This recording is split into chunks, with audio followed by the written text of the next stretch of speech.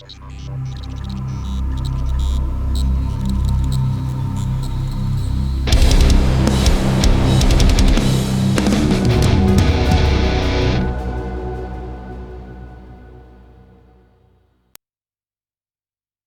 everybody, I'm back with some interesting thing that I wanted to show, and I was discussing this with some of my friends recently. I got the question about best delay plugin that you can use for any kind of purpose, mostly guitars, but you don't really want that effect of a tube, untransparent mixing of dry to wet signal. So what I found out is that you don't really have to strip your pocket to get a good outcome of a delay. So you can just get some good free plugins out there, and pretty much they will do the job. But when it comes to free plugins, there's abundance of choice, and usually it can be pretty much confusing which one to choose and for what purpose. So one of the delays that I was suggested to try recently was the Valhalla Supermassive. It's a free plugin, and you can find it on the website, as you can see on the screen. So there is an option to download this plugin for Windows or Mac, and the person who's providing these, it has another plethora of additional plugins that you can buy. Nevertheless, the Supermassive is a free delay plugin, and it's mostly used for creating echoes and feedback. So we will try this one and see how it works on guitars particularly.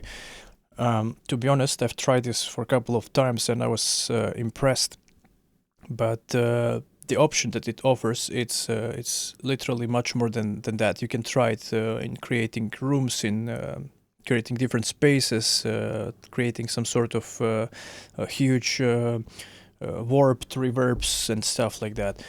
But there's other plugins as well. You can also check. Valhalla offers the frequency echo, which is another good version of a free plugin similar to the delay. With this one, you can create specific twisted echoes and with specific feedbacks and delay time. So it's a little bit different. So we will try this and see how it performs in contrast to the Supermassive. So when it comes to the Supermassive, I'll put it on one of the tracks here I have. So this is a song I've been working with a friend recently. We were doing some remake of a folk song into metal version. So one of the parts has a solo guitar. So the bass that you can see here is gonna be the main, and the next one on number 20 is gonna be the third up. I'll try to color this actually with some color. Let's say like violet or something, so you can have a better overview of the mix bus from the two tracks. So on the main track, I will add the Supermassive delay. But before we proceed with that, I'll just engage the song without any effect. And later we will compare this with the tube delay, which I tend to use sometimes. So this works for me because it colors the sound, it adds this tube warmth and some saturation also in the actual wet signal. So we will see how this works in contrast to the Supermassive. But I can tell you that this thing is quite good. So here's the dry signal without any effect. So it's just a pure guitar recorded with the amplifiers and the typical setup with cabinet and room effects. So there is slight room as well, so we don't really need to add specific room here. We just need a delay, so we're not playing with reverbs. So here's the dry signal actually.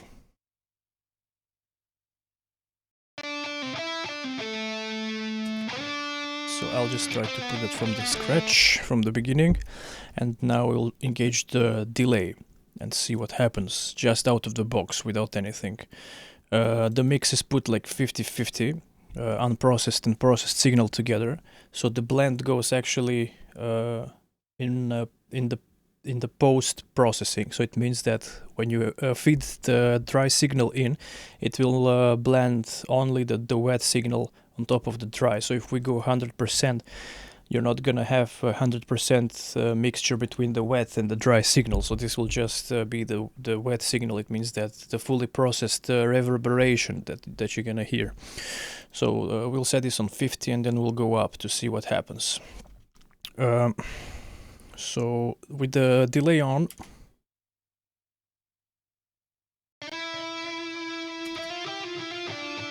as you can hear, the delay has some EQing going on, so you can try to bypass the higher frequencies if you don't like the actual sound of that. This is the wet signal.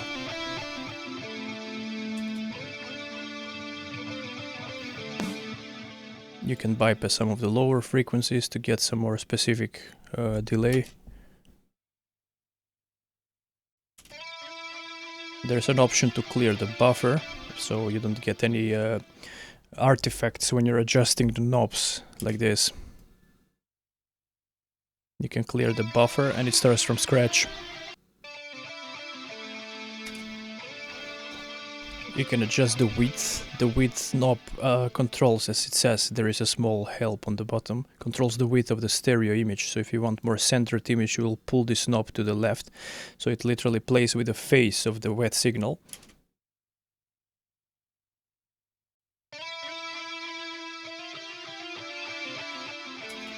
In delays, typically you like more wider image, so that's the point of the delay, to create more three-dimensional effect of a space.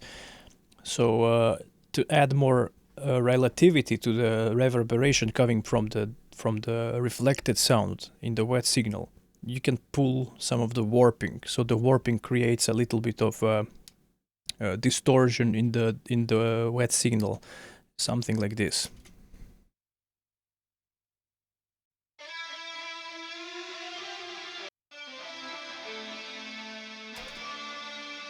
So this adjusts the delay length relative to the delay setting. So if you add a little bit more of this, you will get more warped sound.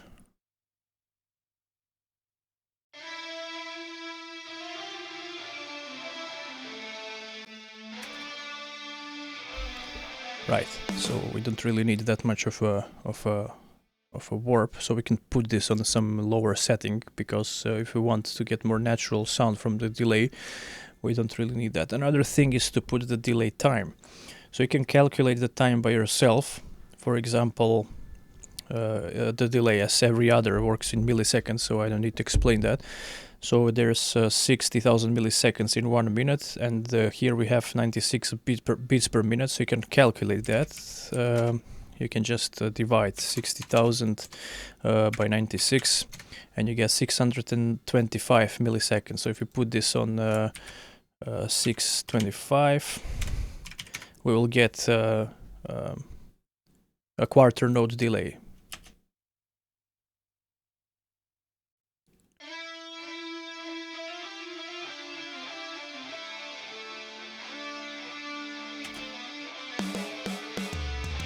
So that's how it is. To mix it a little bit more precise, I'll put this on 50, and if I engage the metronome, you can hear the wet signal in the background.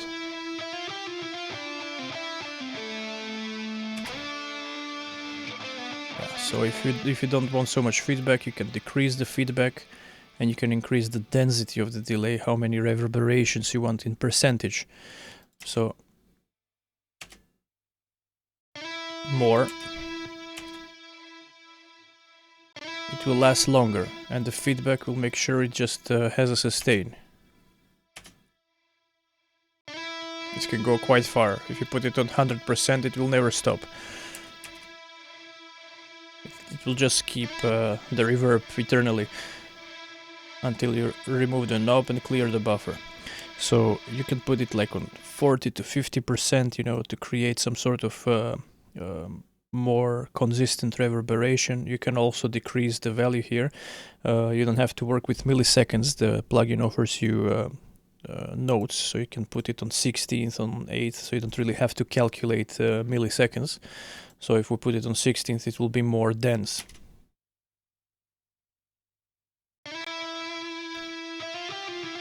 some modulation. You can also add modulation to the signal. So the wet signal becomes more modulated. It's and you can adjust the depth as well of the modulation.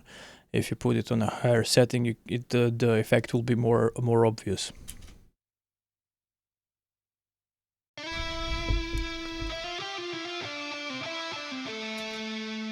You don't really need to push this very hard. You can put some modulation around 1.8 or 2 Hertz, like maximum.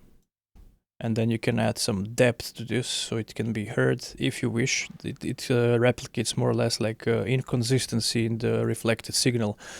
You can also adjust the EQ a bit better, so you can get more roomy effect. Since we're delaying the solo guitar, you can add somewhere around 150 Hertz or 170 up to let's say 9,000 something. 8,900, 9,000 approximately. So you can have also some high end. If you don't want so much high end, you can push this back.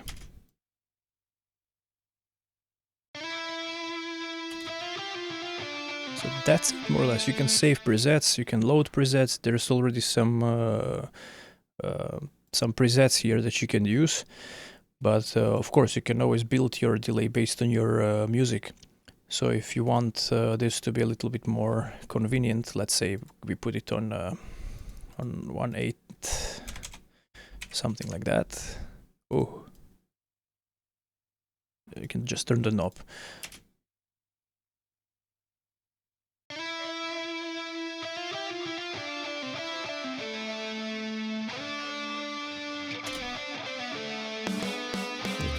Increase the density a bit, because this creates quite a reverberation, so, and we put just a little bit less in the mix. Yeah, something like that. So here we have two guitars actually. One is the third, one is the main one, so I can just copy the same plugin there and we will have the same effects on both. So this is how both sound.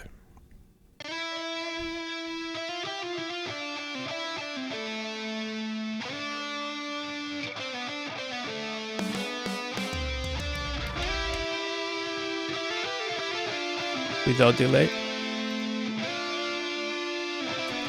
Without delay, it's just to get the roomy effect from the actual room where the cabinet was recorded. So that's it, more or less. The other plugin that you can use for creating delays and echoes is Valhalla Frequency Echo. This one is similar to the Supermassive, but with a small difference that you can perform some phase shifting and frequency, or no, actually frequency shifting only. So this creates a little bit of, you know, frequency inverted reverb. You will get a different feedback from this. It's not gonna be the same like from the Supermassive. So to compare, I'll just load some random, let's say, put it around to 620, as much as it's as it was according to the tempo. Then we add some feedback like this. We just cut it around 8,000. Here it's fine. So that's it. So this is how it sounds. This is the dry signal. This is the wet signal. So in this case, the knob for mixing the dry to wet ratio of the processed and unprocessed signal is a little bit different than in the previous plugin. It means that when you mix it to 100, you will still hear the dry signal, so it mixes both equally. So the plugin is just addition to what the dry signal is processing. So it means if you're adding this to a existing vocal track, nevertheless you put, let's say, 100% in the mix, you will still hear the dry signal of the track. So in this case, this creates a little bit of more distorted feeling. It creates like you're getting a synthetic delay. This can be very good for some instances, like if you're if you're using it for electronic music or something like that. So we can the knob in the middle, the big one, is what differs this plugin from the previous one, is that you can actually add some frequency shifting, and this creates a very twisted sense of the reverberation of the signal coming back.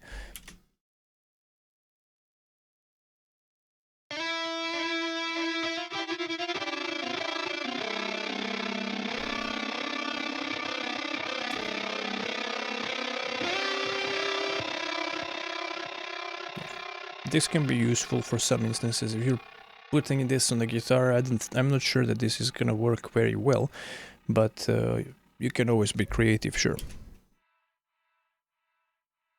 can invert the frequency and the phase as well. It adds some small latency in the phase, so it creates a little bit of a shift, just pushes one of the signals left, so you get this stereo image fluttering. It's a very simple thing to use, just as the previous one. So that's why what makes this maybe one of the best free plugins you can get for creating echoes and delays. There's other plugins they offer on the website, except these are paid plugins, they're not free. So this is, I think, a very nice bundle to have if you're doing something very peculiar. So to go back, let's put the actual Supermassive back on the both tracks, and let's hear how this sounds in the whole mix.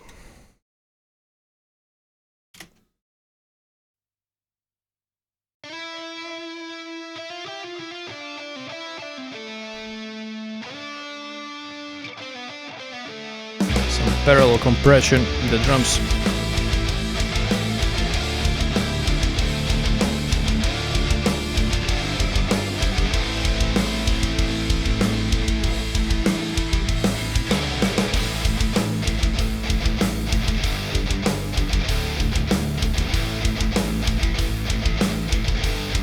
Okay, let's get to the next part, somewhere around there.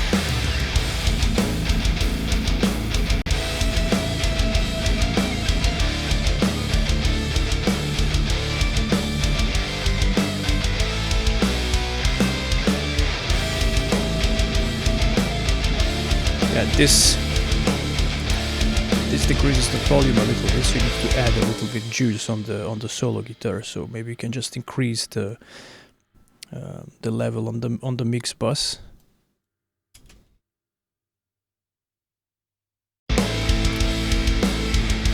Right. So this is how it sounds like in a mix. So let's compare this actually with a tube delay, like one of my favorite tube delays I'm using from Nomad Factory. It adds this specific warmth to the reverberation. So I think it compares pretty well for a digital delay, and if you want transparent reverberation, this is the way to go. You can surgically adjust your parameters for shifting your frequency, creating this space fluttering effects, and you can get quite creative. It allows you that for sure. So let's put this back to the intro where only the guitars are playing. So I go with the main guitar, and here is the actual delay that we were using so far.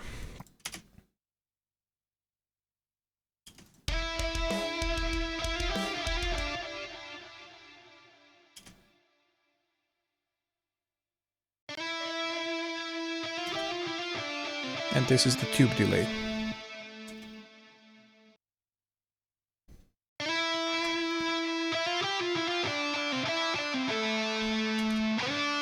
So it depends how you set up the delay. Of course, they're not set up the same way. This one is a little bit more complicated, so this can be quite a downside for some people. Not everybody wants to have a lot of knobs to adjust and a lot of things to do around the plugin. They just want to pull out a delayed signal. So for this purpose, I think, yeah, you can just plug and play. But let's try some presets actually, how they sound compared to the tube delay that I'm using currently in this song. Let's say something like echoes. Let's guitar reverse 8.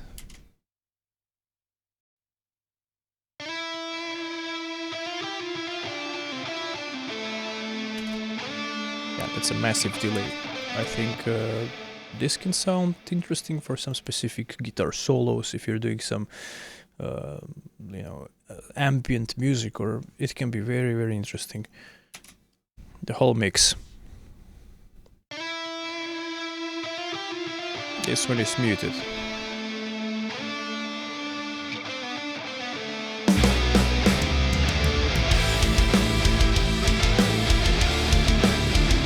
Adds massive space behind the guitars, like that's definitely too much. So maybe you just decrease the density a little bit to adjust this effect.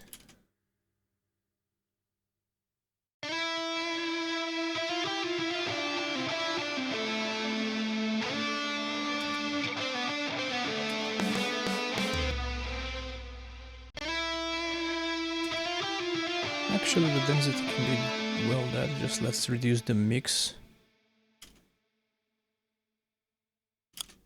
I think this is more subtle and it will stand better in this particular mix. So we copy this to the third as well. Let's hear.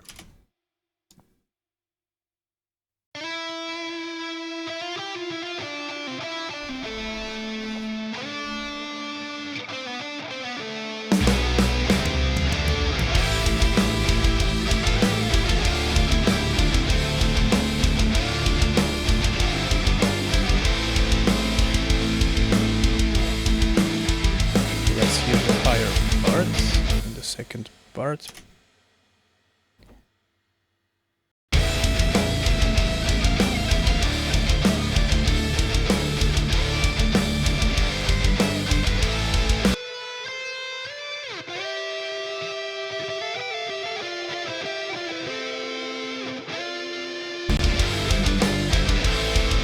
That's more like it. I like this. I like this. I would use it constantly on different parts of solo guitars, especially.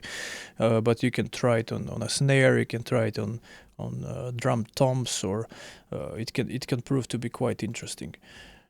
Okay, so let's try it actually on drum toms and let's see how it sounds. I'm just gonna put everything back as it was,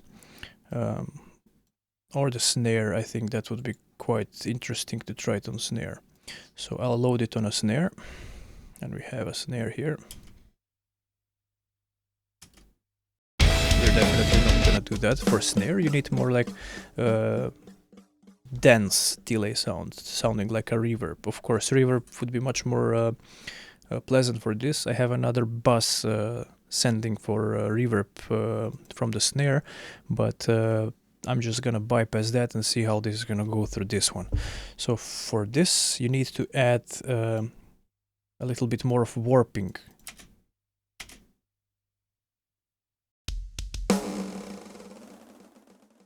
A little bit higher setting for the speed. Modulation.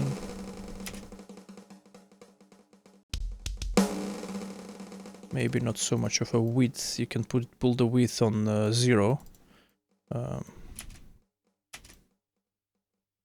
Or just a little bit on the sides, so you get a little bit of a spatial effect on the snare.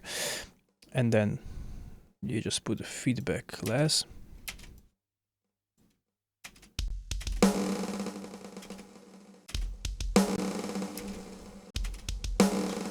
Less warp. This kind of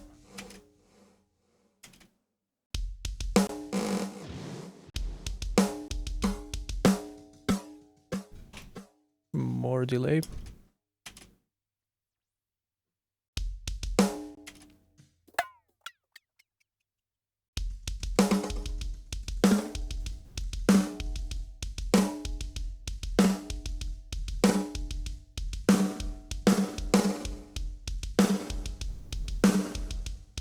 Kick you're listening in the background is just a bleed coming through the other microphones. This is used for parallel compression, so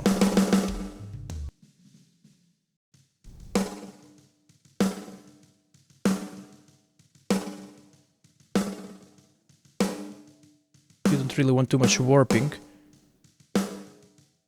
because if you add too much, it just disappears. Like around 50% more or less. density can be high, feedback higher. And you get more like a reverb sound. So I'll just bypass the reverb send bus. I'll just take a drum mix.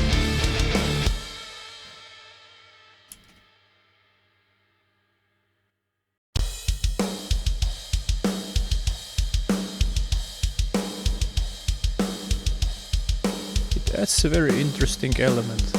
You just go some frequency cut, a bit more.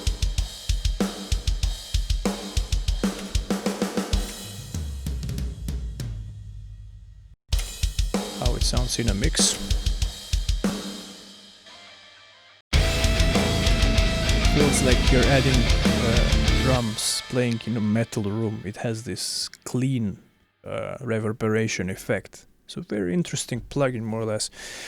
The only thing that remains is to experiment and try it in different situations. So I prefer this in more like synthetic music, like electronic music, rather than something with a real instrument. I would probably not put it on a snare in my taste, but for some instances this can be quite nice, especially when you're playing heavier music. With more subtle effects, sure, you can get quite good results. Plus, a very important thing is that the plugin is free. So thank you for watching this. If you have any questions, just please feel free to ask, and we can clarify some things. Next time I will come with some additional stuff, especially for the drums. And I was being asked some things about the workflow I do on the drums, so I'll try to get on some EQing and the myth about high pass filtering and all of these things. So I'll try to touch a lot of subjects in the next video.